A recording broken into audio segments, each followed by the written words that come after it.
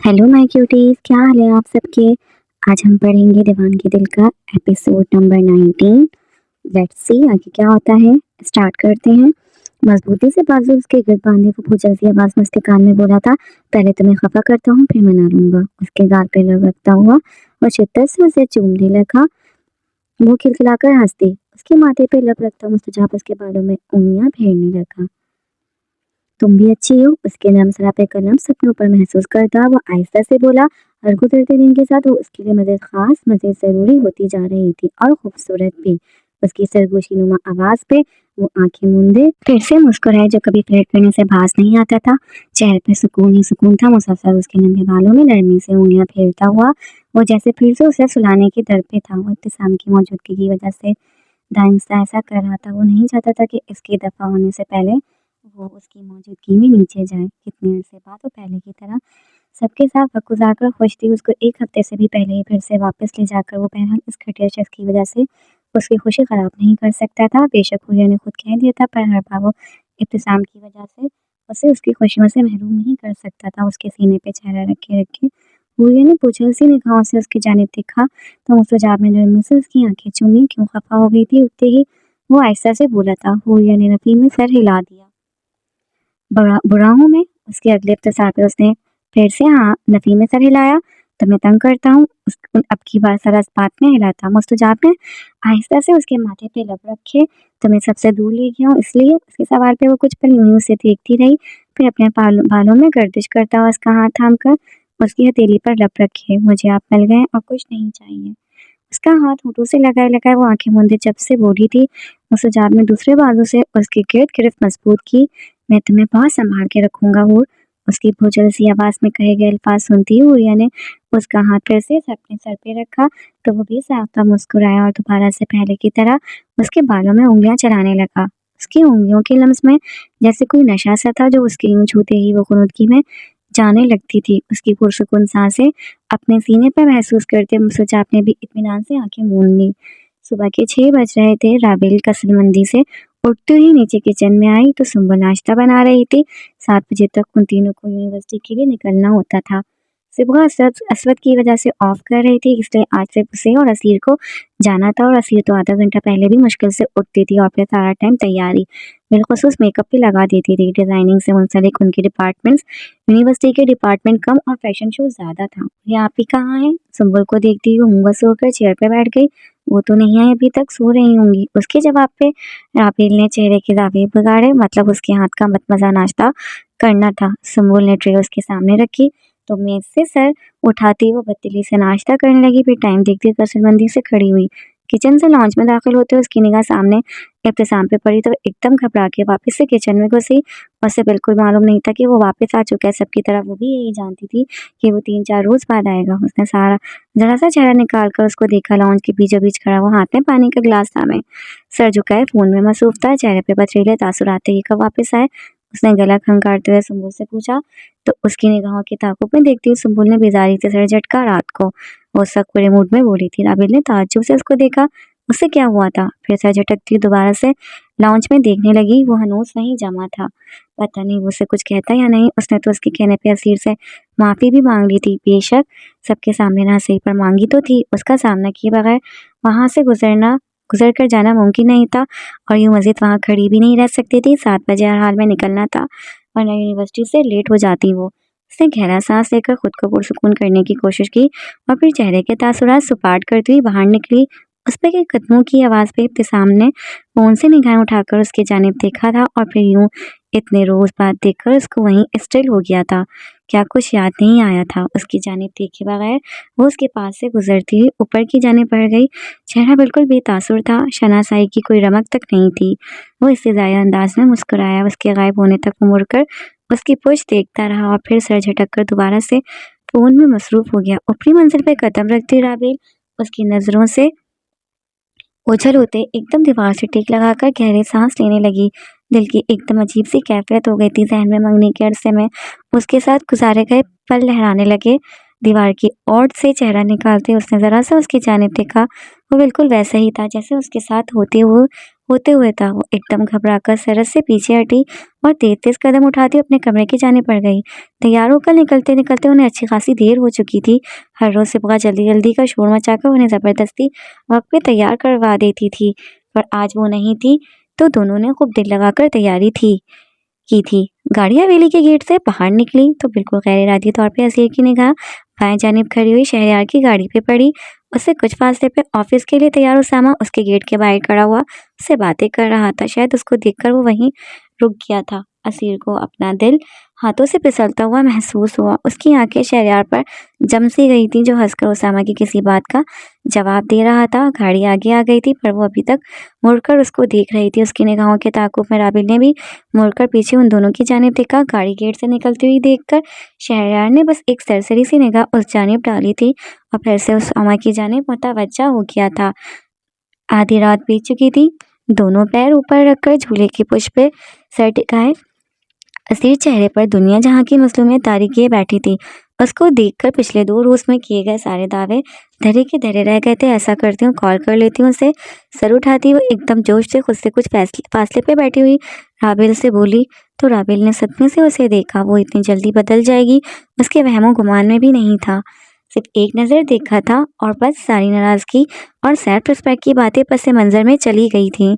तुमने बोला था कि अब अगर तुमने उनको कॉल की तो तुम उसी वक्त मर जाओगे, अब तुम देख लो। उसकी बात के जवाब में राबिल बेनियादी से बोली तो पिछली रात कहे गए अपने अल्फाज याद करती हुई असीर का सारा जोश झांकी मानिंद बैठ गया। चेहरे पर फिर से मर्दनी छा गई। क्या मैंने ऐसा कहा था? उसने मासूमियत से राबिल से पूछा तो उसने जोर जोर से इस्बात में सर हिला दिया। हाँ, तुमने कसम भी खाई थी, कहा था कि अब अगर तुमने ऐसा करूं तो अल्लाह करे मैं उसी वक्त मर जाऊं। वो मुंह में चिप्स ठूंसती हुई बोली थी। असीर को उस पल वो सख्त सहर लगी। मायूस चेहरे के साथ फिर से झूले के पुश पे सर टिकाती वो अपने बड़े बोलों पर दिल ही दिल में खुद को कोसने लगी। तुम उसको फ़ोन करके बोलो कि मुझे कॉल करे। सामने गैर मरी नुक्ते पे निगाहें टिकाए वो उसी मजलूम की शक्ल के साथ बोली। तो उसकी बात पे राबिल ने यूं तासुब से उसको देखा जैसे उसका दिमाग चल गया हो। उसको बोलो कि अगर मर्द का बच्चा है तो फिर मुझे कॉल करे, अगर ज़रा भी उसके अंदर मर्दानगी है तो मुझे कॉल करके दिखाए। वो यूं चैलेंज करती हुई बोली थी जैसे उसे असीर बेजाद के सामने ही तो अपनी मर्दानगी का सबूत पेश करना था। उसकी बेवकूफ़ी जैसी बातों पर राबिल खिलखिलाकर हंसने लगी। तुम पागल हो चुकी हो। शहरयार भाई से ब्रेकअप की बात करने के बाद तुम्हारा अब कोई इलाज नहीं है। उसकी हालत देखते ही वो मसनूई अफसोस से बोली थी, अल्लाह जी बस वो एक बार फिर मुझे कॉल कर ले। हाथ उठाकर दुआएं मांगती हुई असीर बाकायदा गिड़गिड़ाने पर आ गई। मैंने उसी वक्त उसके कदमों में गिर जाना है बस फ़ौरन, और उसके बाद फिर उसका पीछा नहीं छोड़ूंगी। वो बस किसी भी पल रो देने वाली थी। अजीब बेबसी का आलम था। ओवरपन में मुंह से बड़े बोल निकाल दिए थे। अब उसको देखने के बाद उससे बात के बिना रहा भी नहीं जा रहा था। एक तो पहले इतने मसले थे, लड़कियों के सिर्फ घरवाले नहीं मानते पर उनके काले करतूत देखते रुखसत कर देते हैं। यहाँ तो घरवालों के साथ साथ लड़का भी नहीं मान रहा। उसने मलका जज्बात बनते हुए जोर से हिचकी ली। आखिर मेरी उसके साथ शादी होगी कैसे? वो तो मेरे साथ मुंह भी काला नहीं करेगा कि अपनी इज्जत बचाने की खातिर मेरे घर वाले मुझे धक्के मारकर उसके घर छोड़ आए। कल तक उसकी शक्ल देखने की रवादार नहीं थी, आज फिर से शादी की फिक्र सताने लगी थी। नहीं होगी। उसकी बात सुनती हुई राबिल ने पूरे जोरों शोर से नफ़ी में सर हिलाया। असीर अपने ही सदमे थी, इसीलिए उसकी बात पे ध्यान नहीं दिया। ओए, एकदम चीखती हुई राबिल की जानिब मुड़ी तो डरकर उछलती हुई राबिल ने दिल पे हाथ रखकर गुस्से से उसकी जानिब देखा। नामर्द तो नहीं? दोनों हाथ होठों पे रखती वो सदमे से राबिल से बोली थी, भला और क्या ही वजह हो सकती थी यूं मुसलसल उस जैसी प्यारी मासूम और शरीफ लड़की को ठुकराने की? नहीं नहीं, ऐसे कैसे, देखने में तो बिल्कुल ठीक लगते हैं। राबिल एकदम गड़बड़ाकर बोली। असीर मायूसी और सदमे की सी कैफियत में उसके घर की जानिब देखने लगी। ओए, उसको नींद की गोलियां देकर उसके साथ बेड में लेट जाती हूँ। कैसा? फिर वो उठेगा तो कहूँगी कि सब सब हो गया। अब वो ऐसा तो है कि नहीं कि सबको झुटलाकर मुझे अपनाने से इनकार कर दे। उसकी बात पर राबिल ने मायूसी से नफ़ी में सर हिलाया। प्लान में दम नहीं था। फेक प्रेगनेंसी रिपोर्ट बनवा लेती हूँ, मैंने ड्रामे में देखा था। शदीद मायूसी की कैफियत में उसके जहन में एक के बाद एक खराबाती आइडियाज़ आने लगे थे। मैं उसके घर पे जाके उसके साथ गलत गलत हरकतें करूँगी। तुम लोग पीछे से सबको लेकर वहाँ आ जाना, फिर जब मौके पे पकड़ा जाएगा तो कैसे इनकार करेगा? राबिल ने खाइफ नज़रों से उसको देखा। नहीं नहीं, इस सब में तो बहुत रिक्स है और बदनामी भी। हसीर ने बच्चों की तरह रोते हुए उसकी गोद में सर गिराया। मुझे नहीं चाहिए नेक नामी, बाहर में जाए। ऐसी इज्जत। उसकी बेबसी भरी हालत पे पूरी तरह उसके गम में शरीक रावेल ने भी अफसोस से उसको देखा। बस एक बार शादी हो जाए फिर देखना, मैं तो फुल टॉक्सिक टॉक्सिक बन जाऊंगी, हर वक्त उसके साथ चुपकी रहा करूंगी, एक सेकंड के लिए भी उसको अकेला नहीं छोड़ूंगी। रावेल की गोद में सर रखे रखे अब वो उसे अपने मुस्तकबिल के इरादों से आगाह कर रही थी। रात के 2:30 बज रहे थे जब अपने फ़ोन पे आती हुई तमकीनत की कॉल देखकर शहरयार ने साइड टेबल पे पड़ा हुआ फ़ोन उठाया और कॉल अटेंड करके फ़ोन कान से लगाता हुआ ऑन द मूव बेड पे गिर गया। अभी तक जाग रहे हो, कुछ खाया है? वो फिक्रमंद से लहजे में बोली थी, जानती थी कि वो यूं ही रात देर तक जागता रहता है। खाया था। वो आंखें मूंदे मूंदे कसरमंदी से बोला, सुबह कितने बजे उठना है ऑफिस के लिए? क्या पहना था आज? वो हर रोज की तरह खुशदिली से उससे पूरे दिन से मुतालिक छोटी मोटी बातें पूछने लगी। उनके लिए तो वो अब भी छोटा सा बच्चा ही था। दिन में 10 बार वो यूं ही उसे कॉल करती थी। अगर इब्रार साहब और मोहित का मसला ना होता तो वो कभी उसको यूं अकेला छोड़कर उनके साथ ना रहती। असीर आई थी। इधर उधर की बातें करते हुए उन्हें अचानक से असीर का ख्याल आया तो उसका नाम सुनते हुए शहरयार के जहन के पर्दे पे उसका चेहरा लहरा गया, जो पिछले 2 रोज से पता नहीं कहाँ गायब थी। यूं ही लेटे लेटे उसने आहिस्ता से आंखें खोली। आई थी मेरी गाड़ी का अशर बिगाड़ने। उसकी उस रोज वाली हरकत याद करता वो यूं ही आहिस्ता से बोला तो वो बेसाख्ता हंसती। ये किस्सा तो वो फजलदीन की जुबानी पहले ही सुन चुकी थी। अच्छी लड़की है, आराम से बात किया करो उसके साथ। वो उसको प्यार से तंबिया करती हुई बोली थी। बहुत अच्छी है। उसके अंदाज पे वो फिर से हंस दी। तुम्हें मसला क्या है आखिर उससे? इतनी प्यारी तो है। उनके अल्फाज पर शहरयार के जहन में फिर से उसका चेहरा लहराने लगा। काश वो उन्हें बता सकता कि पिछले 3 मुलाकातों में उस प्यारी लड़की ने बोल बोल कर उसका कितना दिमाग खा लिया था। फिर उसके बाद नहीं आई। उसकी खामोशी पे उन्होंने फिर से इफ्तिखार किया। उसने दानिस्ता उनसे उन तमाम मुलाकातों का जिक्र नहीं किया था। पता नहीं क्या हुआ था जो यूं अचानक से गायब हो गई थी। क्या वो वाकई में बस ऐसे ही लावारिस सी लड़की थी जो महज चंद रोज की इन्फिचुएशन में उसके पीछे आई थी और वो खत्म होने पे हमेशा के लिए उसकी जिंदगी से चली गई थी? उसने बेचैनी से करवट बदली। मैं सोच रही हूँ उस बार पाकिस्तान आऊंगी तो उसकी फैमिली से बात करूंगी। उसकी खामोशी में उन्होंने मजीद शायद दे दी। वो उसे आगाह करने किसी अंदाज में बोली तो चंद पल के लिए वो यूं ही खामोशी से लेटा रहा। फिर गहरी सांस खारिज करता हुआ उनसे इधर उधर की बातें करने लगा। सुबह होने में काफी वक्त बाकी था जब अजीब सी बेचैनी से रावेल की आंख खुली। यूनिवर्सिटी शुरू हुए अभी कुछ ही अरसा हुआ था और उससे पहले इतना लंबा अरसा उन तीनों ने घर पे गुजारा था। अभी तक पूरी रात जागने और पूरा दिन सोकर गुजारने वाली आदत ठीक से गई नहीं थी। विंडो से बाहर फैला अंधेरा देखते हुई वो रोनी सुनत बनाकर असकसल मंदी से उठ बैठी और दोनों बाजू घुटनों के गिर्द बांधते हुए चेहरा घुटनों पे गिराकर आंखें मूंद ली। कुछ देर यूं ही बैठी रही, फिर दोबारा से लेटने के लिए तकिया ठीक करने लगी। अभी वो लेटने ही लगी थी जब सामने का मंजर देखते हुए उसकी सारी नींद एकदम भग से उड़ गई। आंखें फटी रह गई थी। उसने घबरा कर सरस से बेड की दूसरी साइड देखी कि शायद उसका ये इल्यूजन हो, पर दूसरी साइड बिल्कुल खाली थी। कुछ देर वो यूं ही ख्वाहिश नजरों से बैठ के खाली साइड को देखती रही। फिर से सामने देखने की हिम्मत नहीं हो रही थी। अगले ही पल चीख मारकर एक जोश में बेड से उतरती वो चप्पल पहने बिना ही अंधाधुंध बाहर की जानिब भागी थी। हालत ऐसी थी जैसे कोई बहुत खौफनाक भूख देख लिया हो। भागती लड़खड़ाती हुई वो असवद के बेडरूम के बाहर आ रुकी और जोर जोर से दरवाजा पीटने लगी। सिबगा सिबगा मुड़कर पीछे की जानिब देखती वो ऊंची आवाज में सिबगा को पुकार रही थी। कहीं दूर से आती हुई सिबगा के नाम की पुकार असवद की सिमात से टकराई तो उसने मंदी मंदी सी आंखें खोलकर खुद से कुछ फासले पे सोई हुई सिबगा की जानिब देखा। फिर वहम समझकर दोबारा से आंखें मूंद ली। सिबगा अगले ही पल जोरदार तरीके से दरवाजा पीटती रावेल की जुबान से चीख की सी सूरत में सिबगा का नाम निकला था। एक झटके से उठकर बैठते हुए असवद ने दरवाजे की जानिब देखा। मुसलसल दरवाजा बजाती हुई रावेल घबराहट में भरी आवाज में सिबगा को पुकार रही थी, सिबगा उठो। सिबगा के ऊपर झुकते हुए असवद ने नरमी से उसके चेहरे पे आए बाल पीछे करते बोझल सी आवाज में उसे पुकारा तो नींद में उसका हाथ साइड पे हटाते हुई वो करवट बदल कर लेट गई। उसको इतनी गहरी नींद से जगाना उसके तो क्या मलिकुल मौत की भी बस की बात नहीं थी। राबेल की मुसलसल पुकार सुनता वो परेशानी से बेड से उठकर लाइट्स ऑन करता हुआ दरवाजे तक आया। दरवाजा खोलते उससे बाहर खड़ी राबेल की घबराई हुई सूरत दिखाई दी थी। राबेल क्या हुआ, सब ठीक है? वो तशवीश से बोला। असवद भाई, वो सिबगा। उसने हिचकिचाकर अंदर झांका तो असवद साइड पे हो गया। वो मेरी सुबह एक प्रेजेंटेशन है, मुझे कुछ समझ नहीं आ रहा, उसकी हेल्प चाहिए। घबराई हुई आवाज में उसको जवाब देती वो हिचकिचाकर अंदर दाखिल हुई और फिर बेड के बीचों बीच बेसुध सोई हुई सिबगा को देखकर सरस से उसकी जानिब भागी। उसको जगाने की ज़हमत करने की बजाय साइड टेबल पर पड़े हुए उसके ग्लासेस उठाकर अपने ट्राउज़र की पॉकेट में रचती हुई राबेल उसको बाजू से पकड़कर पूरा ज़ोर लगाकर खींचती हुई बेड से खड़ा करने लगी। नींद में डूबी हुई सिबा उसके खींचने पे बंद आँखों के साथ झूलती हुई बेड से खड़ी हुई और अगली ही पल यूं ही बंद आँखों के साथ नीचे बैठ गई। राबेल सख्ती से उसका बाजू जकड़े उसे दरवाजे की जानिब घसीटने लगी। असद सुनसी नज़रों से उसे यूं सोई हुई सिबा को बंद आँखों के साथ खींचकर घसीटकर ले जाते हुए देख रहा था। उसके तासुरात देखकर एकदम राबेल ने थोड़ी तमीज़ का मुज़ाहरा करने की कोशिश में दोनों बाजू उसकी कमर में डालते हुए पूरा जोर लगाकर उसको खड़ा किया। असद भाई, आप बिल्कुल फ़िक्र मत करें, मुझे पता है उसे कैसे जगाना है, आप आराम से सो जाएं। सॉरी, वो शर्मिंदगी से बोली थी। असद बस यूं ही सुनते अंदाज में ना समझे से उन दोनों को देख रहा था। उसे फर्श पर घसीटने की बजाय अब वो ज़बरदस्ती उसे खड़ा करती हुई दोनों बाजू उसकी कमर के गिर्द बांधे उसे खींचकर बाहर ले जा रही थी।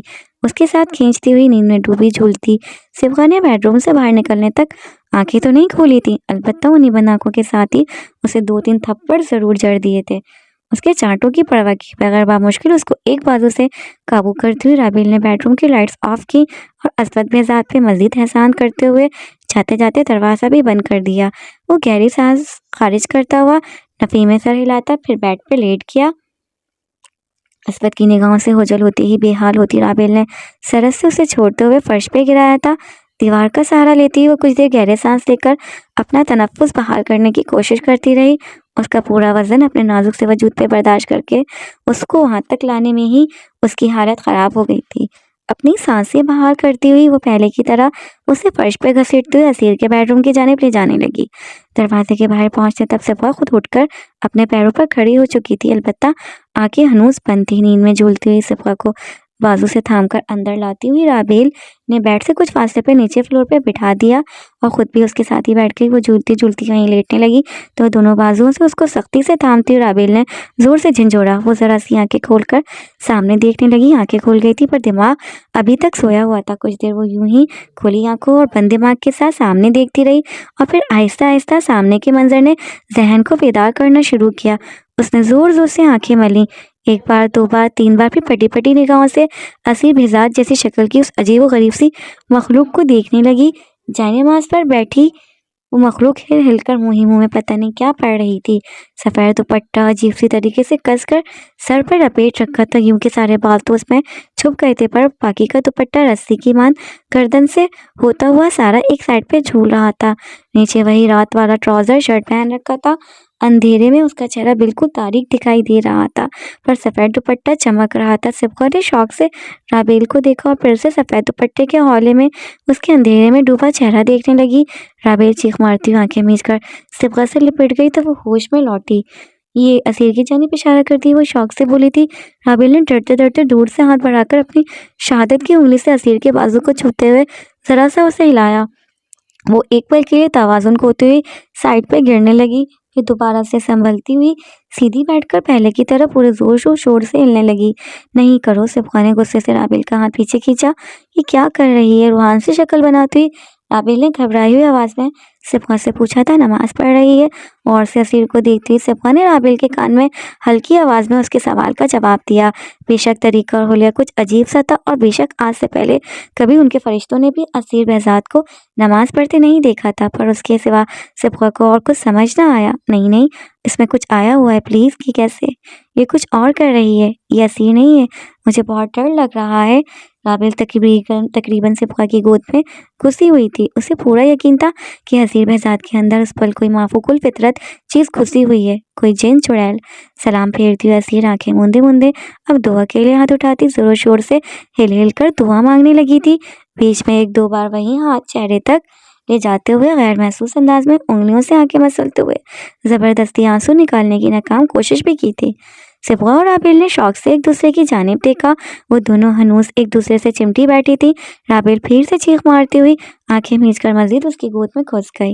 ये क्या कर रही हो तुम? उसको दुआ ख़त्म करते देखकर सिबा ने हिम्मत करके पूछा था। तहज्जुद पढ़ रही थी, उनके तासुरात को नज़रअंदाज करते हुए असीर बेजात ने शान भी नियाज़ी से जवाब दिया।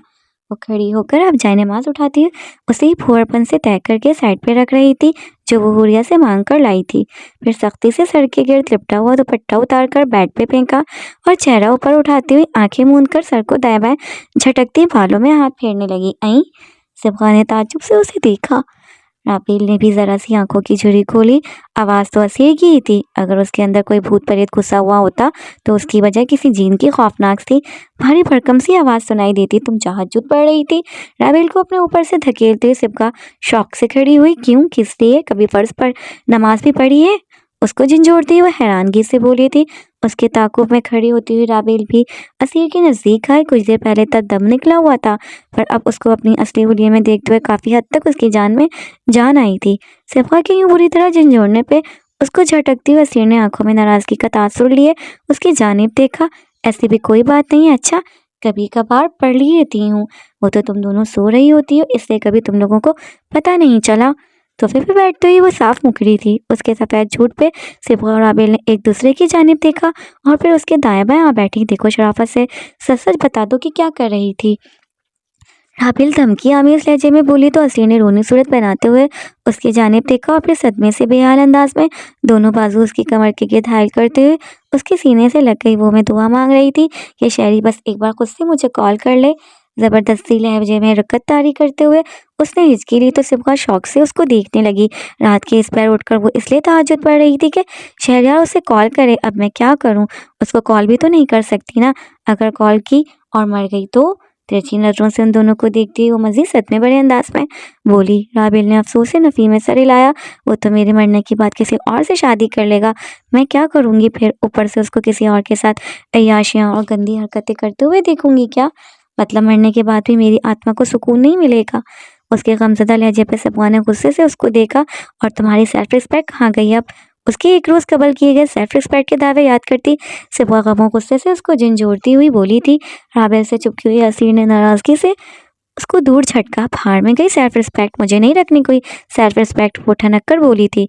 सेल्फ रिस्पेक्ट का क्या मैंने अचार डालना है? सेल्फ रिस्पेक्ट की क्या मैंने खानी है? सेल्फ रिस्पेक्ट पे क्या मैंने सोना है? अजीब, खुद रख low self respect stupid. Sibgha कुछ देर यूं ही तासुब से उसको देखती रही फिर उन दोनों पे लानत भेजती हुई बाहर की जाने बढ़ गई जिन्होंने रात के उस पहर उसकी इतनी अच्छी नींद खराब कर दी थी। शाम के 4 बज रहे थे जब ड्राइवर ने गाड़ी रेस्टोरेंट के सामने रोकी। सिबगा गाड़ी में ही बैठी रही जबकि असीर और राबेल सरस से उतरकर तेज कदम उठाते हुए अंदर की जाने पड़ गई। ऑर्डर करने के बाद वो वहीं काउंटर पे खड़ी इधर उधर की बातें करने लगी। फिर राबेल ने अपने फ़ोन में मसरूफ़ हो गई तो असीर अपने ऑर्डर के इंतज़ार में मुंतज़िर सी नज़रों से सामने देखने लगी। रात भर जागने के बाद फिर पूरा दिन यूनिवर्सिटी में गुजार कर थकान से उन दोनों का बुरा हाल था और चेहरों पे बेजारी थी। रेस्टोरेंट पे उस वक्त इतना रश था कि ऑर्डर में कुछ ज़्यादा ही वक्त लग गया था।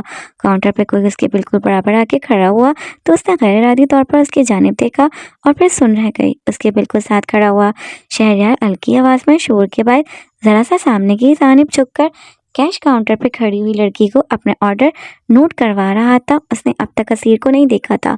वो पलके झपकाए बिना उसका चेहरा देखने लगी। वो शायद ऑफिस से फ्री होकर निकला था। फॉर्मल से हुलिया और संजीदा चेहरे के साथ वो थका हुआ पर हमेशा की तरह अच्छा लग रहा था।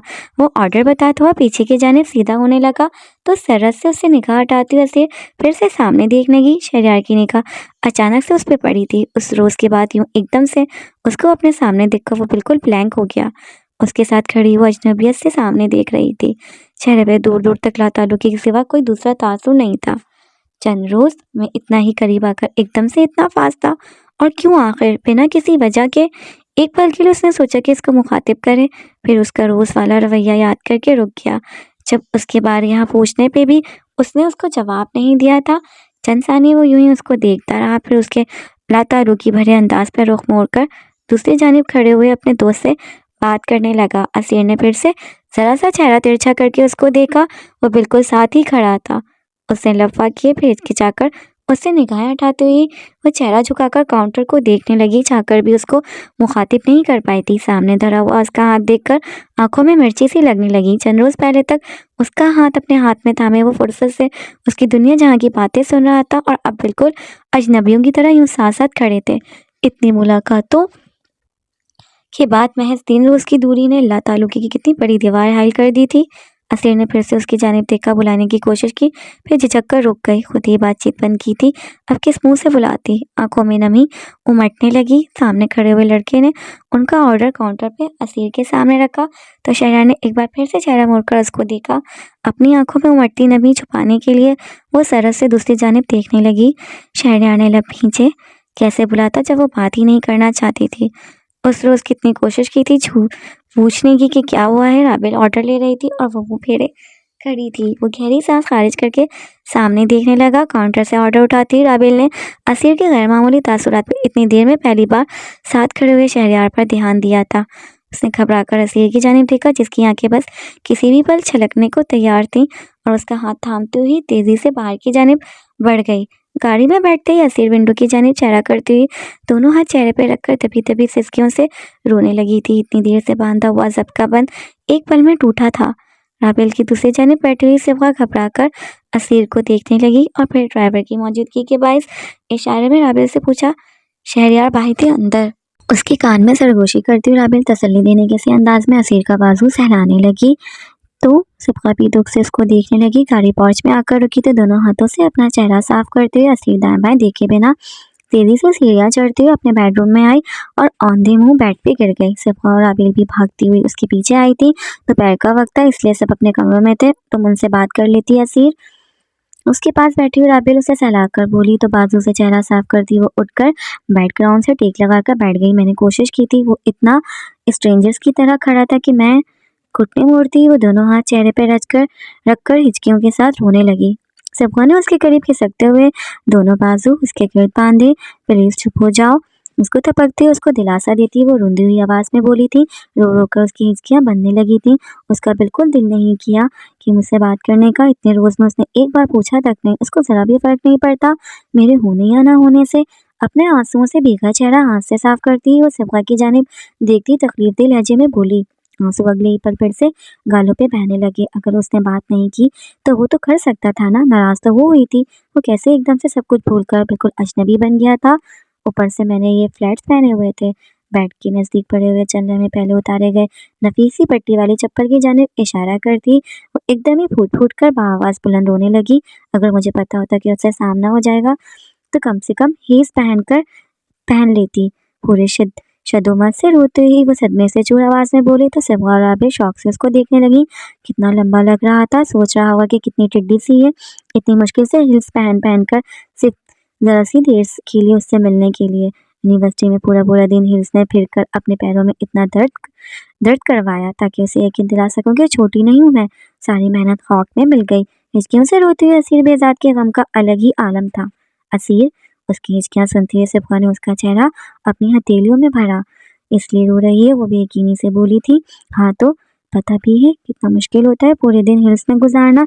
इतनी मेहनत भी की और कोई फायदा भी नहीं हुआ। उसको फिर से याद आ गया होगा कि वो कितना लंबा है और मैं उसके मुकाबले में कितनी छोटी हूँ। सारे किए कराए पे पानी फिर गया। शिकायती नजरों से उसको देखती हुई अजीर बुरी तरह सिसकने लगी तो राबेल घबरा कर उसको खामोश करवाने लगी। असीर से बोला, राबेल दरवाजा खोलो, लॉक क्यों लगा रखा है। जोर से दरवाजा बजाती हुई हुरिया बुलंद आवाज में बोली थी। उसे पता चल गया था कि वो आ चुकी हैं और आते ही अपने कमरे में बंद हो गई हैं। वो तीनों एकदम घबरा कर खड़ी हुई। असीर भागकर बाथरूम में बंद हो गई तो वार्डरोब की जाने बढ़ते हुए सिफा बेमकसद कपड़े खंगालने लगी। अपनी घबराहट पे काबू पाती राबेल दरवाजे की जाने बढ़ी। रात के 8 बज रहे थे जब हुरिया असीर के कमरे में दाखिल हुई। यूनिवर्सिटी से आने के बाद जब वो आई थी तब वो बाथरूम में बंद थी और उसकी बात उस अब तक मुंह सर लपेट कर पड़ी हुई थी। असीर उठा नहीं है। बैकग्राउंड से टेक लगाकर उसके पास बैठते हुए हुरिया ने उसके बाल सहलाते हुए लाड से उसको पुकारा तो असीर ने कसमसाकर चेहरा उसकी गोद में घुसा लिया।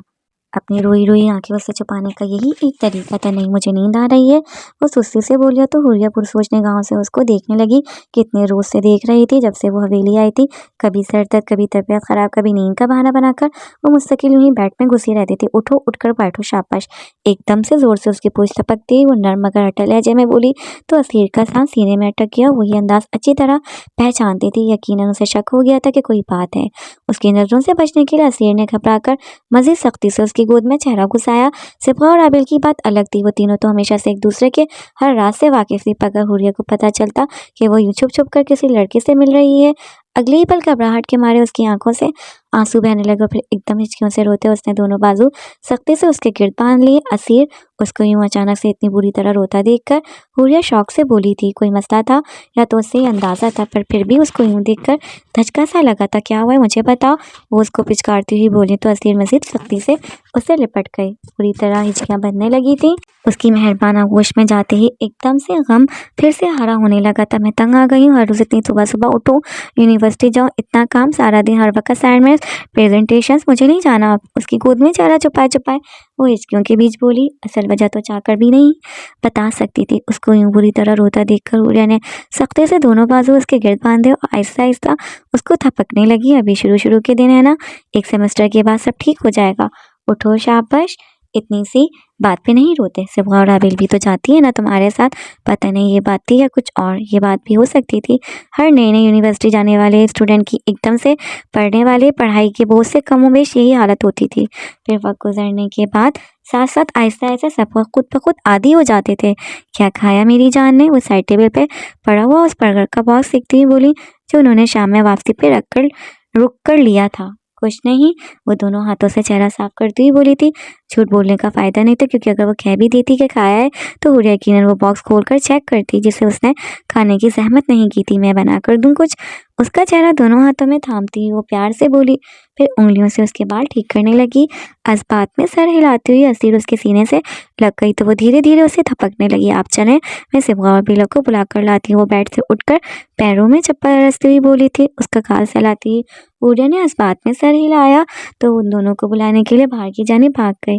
वो सोच अंदाज में उसके पुछ देखती हुई हुरिया कुछ देर यूं ही वहां बैठी रही और फिर थकान भरे अंदाज में उठकर नीचे किचन की जाने पड़ गए। असीर के जवाब से उसकी कतई तसल्ली नहीं हुई थी, परेशानी जूं की तूं कायम थी।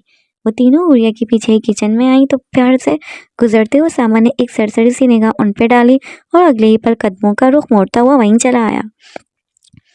उन तीनों को इकट्ठा देखकर खुद ब खुद हाथों और जुबानों में खुजली होने लगती थी। अंदर दाखिल होते हुए उसने बिला वजह ही जोर से सिबगा का माजू मरोड़ा तो वो एकदम चढ़कर उसको मारने लगी। अगले पल हुर्रे को देखते ही उसने अक्लमंदी का मुजाहरा करते फौरन रोनी सूरत बनाकर जोरदार चीख मारी। उसामा, क्या मसला है तुम्हें? सिबगा की चीख सुनते ही हुर्रिया गुस्से से पलटी तो वो सदमे से उस छोटी लड़की को देखने लगा जो अपना बाजू पकड़े चेहरे पे तकलीफ आमेज तासुरात सजाए अब बाकायदा आंसू बहाने लगी थी। हालांकि उसके बाजू मरोड़ने के बाद तो अपने उसी बाजू को पूरे जोर शोर से चलाते उसने पूरी कुव्वत से उसे दो मुक्के रसीद किए थे। कितनी बार तुम्हें कहा है कि लड़कियों के साथ तमीज से रहा करो, उनकी कोई हड्डी पसली टूट गई कल को तो फिर कौन जिम्मेदार होगा? सिबगा को हिचकियों से रोता देखकर उसका बाजू सहलाते हुए वो गुस्से से बोली थी, लड़कियां किधर हैं लड़कियां? उसकी बात सुनता हुआ उसामा साथ खड़ी असीर और आबिल को साइड पे धकेलता हुआ मस्खरेपन से इधर उधर देखने लगा। जल्दी बताएं प्लीज, बहुत अरसे से कोई लड़कियां नहीं देखी। लड़कियों की तलाश में वो झुककर टेबल के नीचे झांकता हुआ बोला तो हुरिया लब भींचे संजीदगी से उसे देखने लगी। उसकी लड़कियों की तलाश वाली हरकत पे राबिल ने भी शिकायती अंदाज में हुरिया को देखा। क्या? हुरिया के यूं देखने पे उसामा ने ना समझी से उससे पूछा। ये उसकी मुसलसल खामोशी पे वो हैरानगी के रिकॉर्ड तोड़ता हुआ उन तीनों की जानिब इशारा करके बोला था, ये चुड़ैलें ही लड़कियां हैं। उसकी बात पे सिबगा ने रोते रोते जोर से हुरिया को हिलाया, जो उसको दो झापा रसीद करने की बजाय महज संजीदगी से देखने पे इक्तफा कर रही थी कि शायद वो खुद ही बाज आ जाएगा। छोरे, हड्डी पसली टूट भी गई तो खैर है, उनका कौन सा शादियों का मसला है। खीरा उठाकर मुंह में ठूंसता हुआ लापरवाही से बोला था, दो को तो आप लोगों ने घर में ही निपटा दिए, बाकी बची ये। उसने जोर से असीर के सर पे थप्पड़ मारा तो वो भी बिल्कुल सिबगा की ही तरह चढ़कर उसको पीटने लगी। उससे वैसे ही कोई न करने वाला नहीं, क्योंकि जितने ज्यादा उसके हाथ पैर सलामत होंगे उतना ही उसने उस बेचारे का पेट पीट कर हशर बिगाड़ देना है। वो हंसता हुआ इधर उधर भागता असीर से अपना बचाव करने की कोशिश करने लगा। हाँ, अगर ये गूंगी बहरी हो जाए तो फिर शायद कोई कर ले। वो हंसता हंसता वहीं कुर्सी पे गिर गया तो असीर के साथ साथ राबिल ने भी उस पर हमला किया। 1 मिनट के अंदर यहाँ से दफा हो जाओ, हुरिया तंबीहा लहजे में बोली थी। ठीक है, आपकी किस बात से इनकार कर सकता हूँ? सरस से उठकर एक पल के लिए उसको अपने दोनों बाजू में भेजता हुआ वो अगले ही पल बाहर की जाने बढ़ गया तो सिबगा ने शिकायती नजरों से हुरिया को देखा, जो पलटकर फिर से उन तीनों के लिए कुछ बनाने लगी थी। मुझे तो पहले ही पता था कुछ नहीं कहेंगी, आज तक कभी कुछ कहा है उसको? सिबगा के सदमे भरे तासुरात देखते हुए राबिल सर झटक कर बोली और फिर से असीर से बातें करने लगी। कॉफी का आखिरी सिप लेते हुए शहरयार ने खाली मग सामने मेज़ पर रखा और लैपटॉप बंद करके आंखें मीचते हुए पीछे सोफे पे सर गिरा दिया। फिर उंगलियों की मदद से आंखें मसलने लगा। ज़हन में बार-बार रेस्टोरेंट का मंज़र लहरा रहा था। जब उसके इतने नज़दीक खड़ी हुई भी वो एक बार उसकी जानिब देखने तक की रवादार नहीं थी। ऐसा तो मुमकिन ही नहीं था कि उसने उसे देखा ना हो, बल्कि एक बार तो उसके देखने पे वो दानिस्ता रुख मोड़कर खड़ी हो गई थी ताकि वो उसको मुखातिब ना कर पाए। एकदम से ऐसा क्या हो गया था? आखिर उस रोज़ सब कुछ बिल्कुल ठीक-ठाक था। सर पीछे गिराए गए उसने चेहरा मोड़ते हुए सोफे पे कुछ फासले पे पड़ा अपना फ़ोन देखा। फिर दिमाग में आया ख़्याल, झटकता हुआ खड़ा होकर अपने बेडरूम की जानिब बढ़ गया। अच्छा ही था जो सब कुछ इतनी जल्दी ख़त्म हो गया था। शायद ज़्यादा अरसे चलता तो वो ना चाहने के बावजूद भी उसके साथ अपने जज़्बात वाबस्ता कर लेता और फिर उसके बाद वो ये सब करती तो शायद उसे ज़्यादा तकलीफ़ होती। अंधेरे में डूबे बेडरूम में दाखिल होता हुआ वो फ़ोन बेड पे फेंकता, वहीं आड़ा तिरछा गिर गया। पर क्या अभी उसके ये सब करने से उसे कोई तकलीफ़ नहीं हुई थी? बिल्कुल फ़र्क नहीं पड़ा था। आंखें मूंदते हुए उसने अपना दिल खंगालने की कोशिश की तो अजीब सा खला महसूस हुआ। पिछले 1 माह में लाशऊरी तौर पे कहीं न कहीं हर दूसरे रोज़ उसकी कॉल की आदत सी हो गई थी। बार-बार उसका फ़ोन करना, बेसरोपा बातें करके उसके सर में दर्द करना, हर दूसरे रोज़ मिलने की फ़रमाइश करना। और वो क्या कर रहा था? वो भी तो चुपचाप जब से उसकी सब बातें सुनने लगा था, उसके एक दफ़ा बुलाने पे बार-बार जाने लगा था। उसको यूँ अपना आदी बनाकर वो हमेशा-हमेशा के लिए चली गई थी। क्यों दिल में बेचैनी की लहर सी उठी थी। मिलते हैं अपनी अगली वीडियो में, जब तक के लिए अल्लाह हाफ़िज़।